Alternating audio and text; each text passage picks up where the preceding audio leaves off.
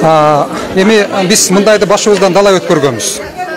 Бийлик чектен чыга баштаганда ушинтип массалык маалымат каражаттарын, саясатчыларды, жарандык коомду куугунтуктап баштайт да.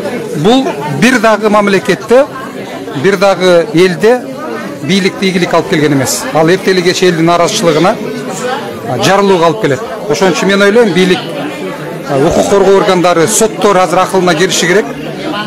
Мүмкүн болушунча эркиндиктерди камсыз кылганга аракет кылышы керек. Өзгөчө сөз эркиндигин, оппозицияны, жарандык коомду, активдүү жарандарды куугунтуктаганын, аңдыганын, басмырлаганын, жапканын мен оюмча токтотсо туура болмок.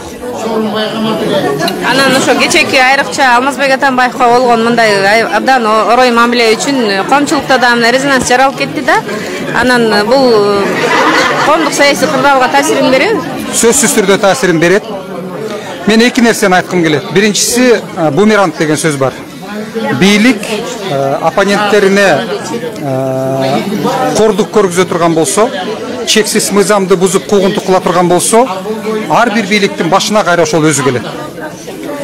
Экинчиси кечеги мурдагы президентке ошондой мамиле кылып атканы бул бийликке дагы коргоо органдарына дагы кадыр барк, сый алып келбейт.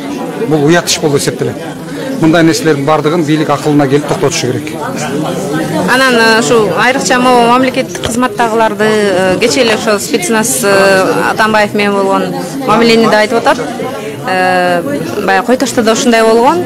Баягы өз алдынча чечим чыгарып эле ошондой кадамга барган депчи, же бул ошондойбу, же бул баары үйдө жактан берилген ишараты? Мен ойлойм, Кыргызстанда мамлекеттик кызматчылар, укук коргоо органдары өмүр бою саясий заказ аткарып келишкен. Дайым ушундай болгон. Азыр дагы дал ошол окуя кайталанып атат. Укук коргоо органдары, түрмөнү караган уюмдар бардыгы саясий заказ аткарышат бизде. Мынакей мен биринчи жолу түрмөгө камашканда 1 жыл Сооронбай Жээнбековдун абагында отурганда бийликтин командасы болгон, кыйнагыла деген. Бизге аябагандай чоң кыйноолорду киргизишкен. Түрмөнүн ичинде түрмө уюштурушкан бизге. Эгерде бийлик андай команда бербей турган болсо, түрмөдө отургандар жасабайт. Аларга зарылчылыгы жок. Алар мыйзамдын чегинде иштейт. Алар билет, эртеңки күндө заман алмашат, бийлик алмашат. Биз Кыргызстанда жашашыбыз керек деп мыйзамдын чегинде иштегенге аракет кылат. Эгерде бийлик команда бере турган болсо, алар бийликти дайым аткарышат, айткандарын кыйна десе кыйнайт, басым кыл десе басым кылат.